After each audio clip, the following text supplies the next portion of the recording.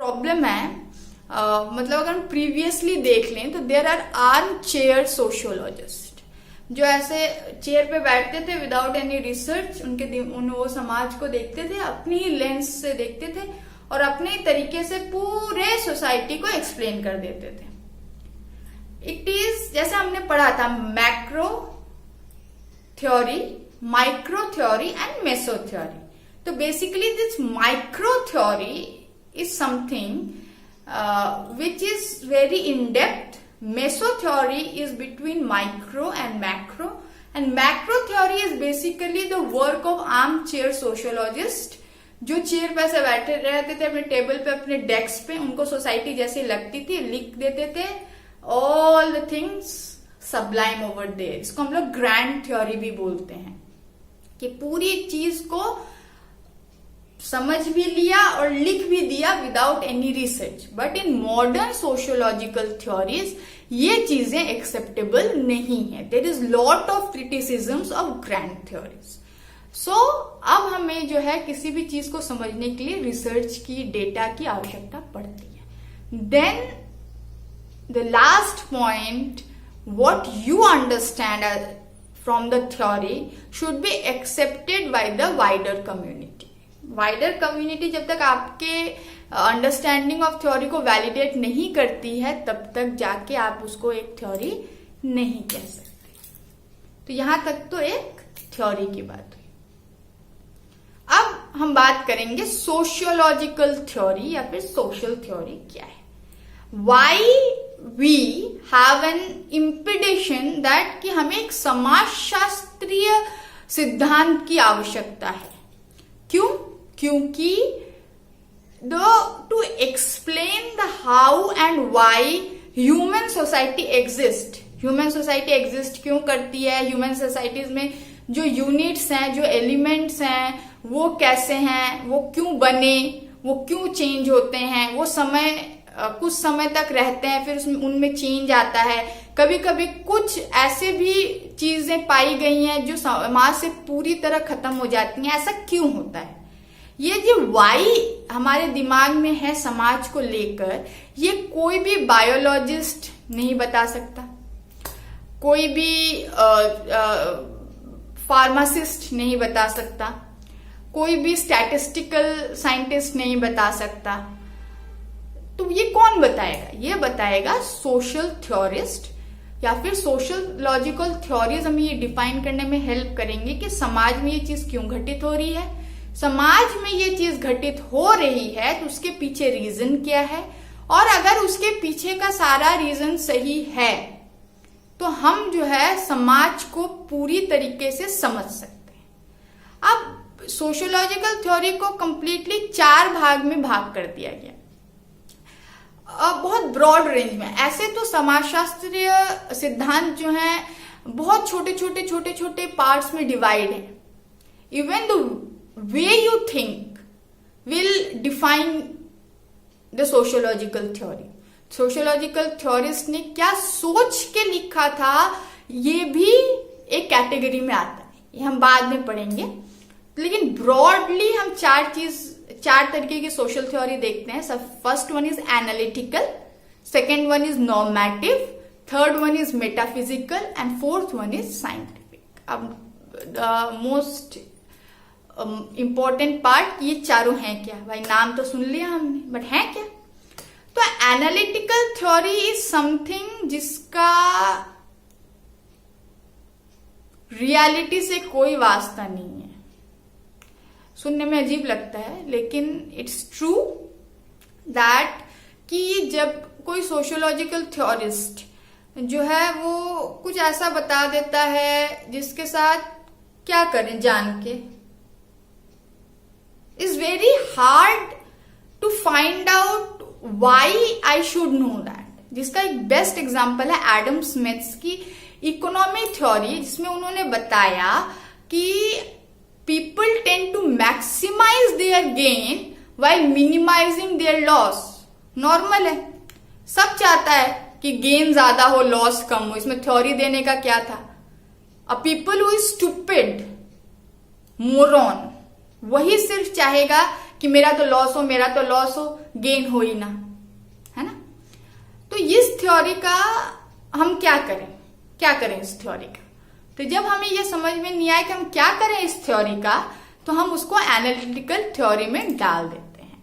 Might भी ये कहीं रिलेट करने के काम आ जाए, माइट भी हमें अगर हम ह्यूमन बिहेवियर समझना चाहें तब काम आ जाए, लेकिन यूजुअली ये कहीं भी काम नहीं आती। उसके बाद जब हम बात करते हैं नॉर्मेटिव थ्योरी, इस normative theory is something when we discuss about what is normal. Normal क्या है, जब हम इस पे ज्यादा फोकस करते हैं रैदर देन कि अभी कैसी सिचुएशन है, ये बिना दिमाग में रख के हम सिर्फ ये डिफाइन करने में बिजी रहते हैं कि नॉर्मल क्या है, नॉर्मल क्या है, नॉर्मल क्या है। जैसे जेंडर के प्रति ये बहुत बोला जाता है कि नॉर्मेटिव थ्योरी जो है सिर्फ 2 टाइप्स ऑफ जेंडर को आइडेंटिफाई करते हैं, one male and another one is female. Third gender का क्या, normative theorist doesn't bother about it.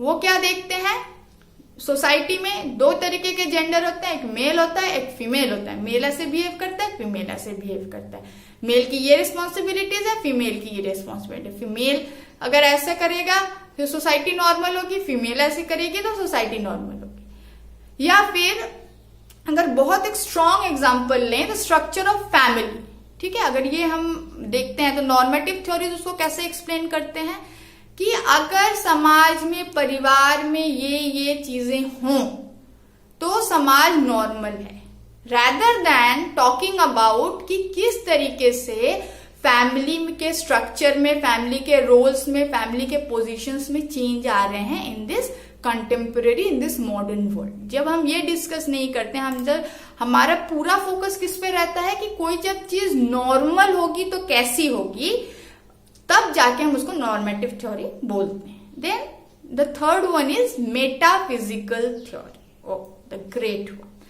Metaphysical theory basically have no empirical foundations. Metaphysical theory का कोई एम्पिरिकल फाउंडेशन नहीं है, no research, nothing, just a theory.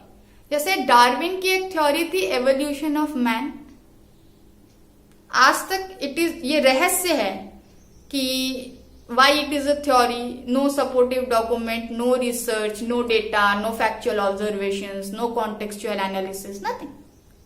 Similarly Malthusians theory of population, उन्होंने curve दे दिया, उन्होंने बोला कि पॉपुलेशन अरिथमेटिक रेशियो में ज्योमेट्रिक रेशियो में बढ़ती है, फूड अरिथमेटिक रेशियो में बढ़ता है, फिर एक जगह जाके वो दोनों ऐसे जगह पे क्रॉस करते हैं, उसके बाद क्या है, एपिडेमिक आ जाता है या फिर नेचुरल डिजास्टर आ जाता है और ऑटोमेटिकली पॉपुलेशन खत्म होने लगता है। ऐसा रहता तो China will not be the first largest population and we are not the second largest. ऐसा नहीं होता।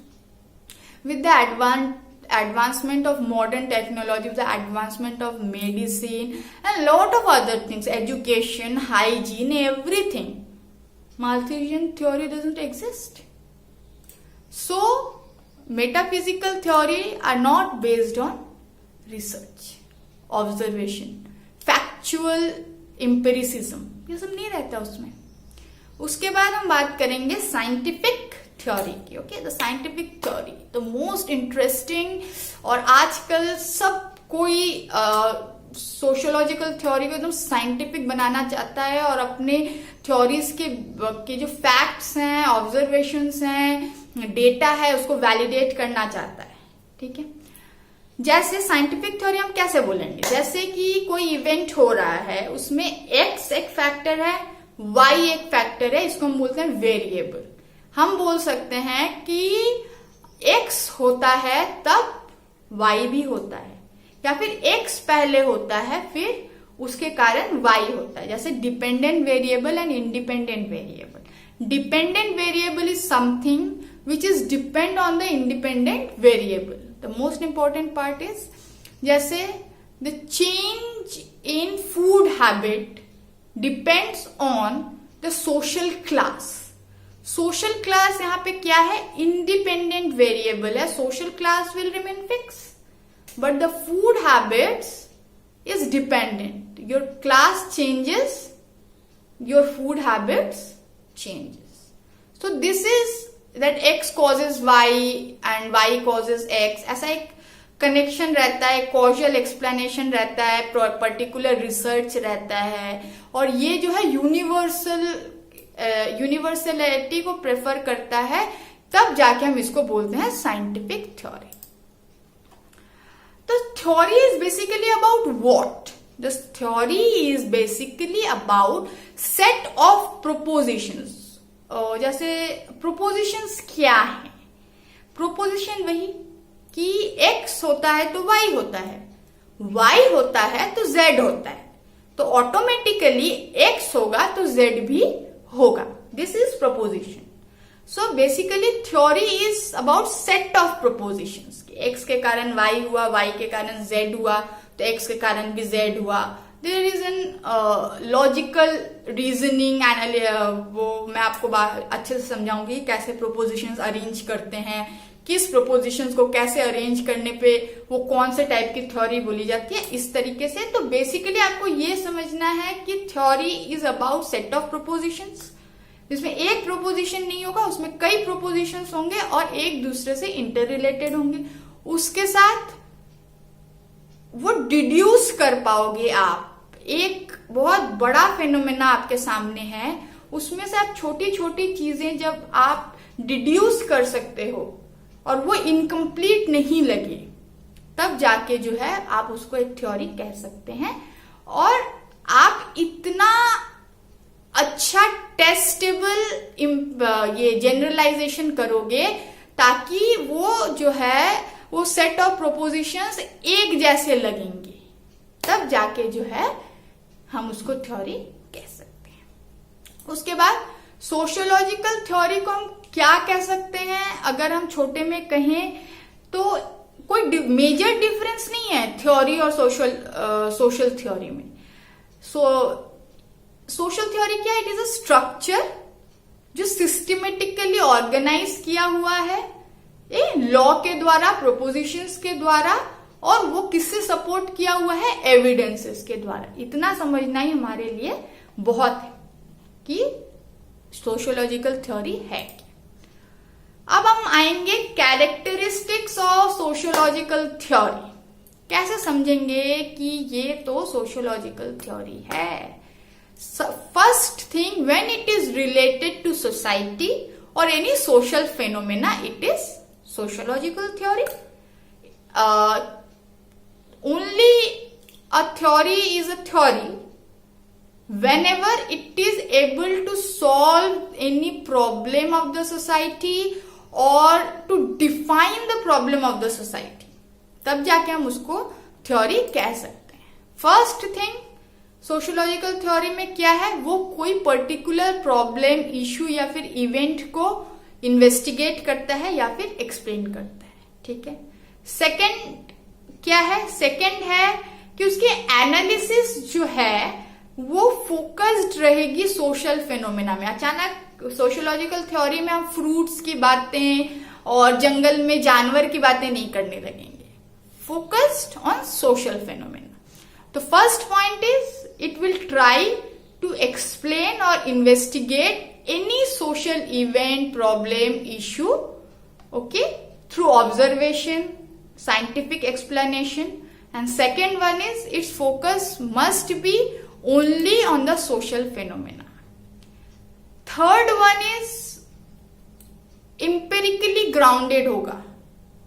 मतलब हम जो ऑब्जर्वेशंस कर रहे हैं वो हवा में नहीं कर रहे हैं. There should be a validity कि हम जो ऑब्जर्वेशंस कर रहे हैं वो इंपेरिकल है, वो ट्रू है, वो रियल है. और हम जो भी ऑब्जर्व कर रहे हैं उनके बीच में एक रिलेशनशिप है, जो अभी मैंने आपको समझाया था, through dependent and independent variables.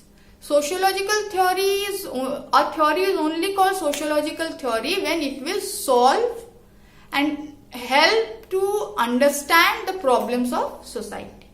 And the last one, which is most important, वो subjective भी हो सकता है, वो objective भी हो सकता है, but वो basically पूरे phenomena को cover करेगा. आपको अभी तक ये ओवरव्यू मिल गया। अब आपको 4 चीजों के बारे में सोचना है। फर्स्ट वन कि सोशियोलॉजिकल थ्योरी आपने क्या समझा, सोशियोलॉजिकल थ्योरी और कॉमन सेंस में क्या फर्क है, सोशियोलॉजिकल थ्योरी क्या साइंटिफिक थ्योरी से बहुत ज्यादा डिफरेंट है, और आपको क्या मार्क्सिस्ट और फेमिनिस्ट अगर थ्योरी के बारे में मैं बताना चाहूं कि वो क्या है, तो क्या आप उसमें डिफरेंशिएट कर पाओगे। नेक्स्ट, मैंने 3 वेबसाइट्स दी हैं, go through those websites, you will get good supportive materials. 2 book आप पढ़ सकते हैं। First one is modern social theory by Austin Harrington और contemporary sociological theory by George Russell. दोनों बुक इंटरनेट पे अवेलेबल है। ठीक है, हम लोग नेक्स्ट वीडियो में क्या जानेंगे, हम नेक्स्ट वीडियो में क्या जानेंगे कि थ्योरी कंट्रोवर्सीज को कैसे बुलाती है अपने तरफ, क्योंकि why there are so much controversies about sociological theory, knowledge कितने टाइप की होती है और वो सोशल थ्योरी से कैसे रिलेटेड है, एलिमेंट्स क्या क्या होते हैं एक सोशियोलॉजिकल थ्योरी के, और इतने सारे जो थ्योरेटिकल अप्रोचेज हैं वो क्यों हैं और हम उनको कैसे पढ़ेंगे। Okay, so thank you so much students.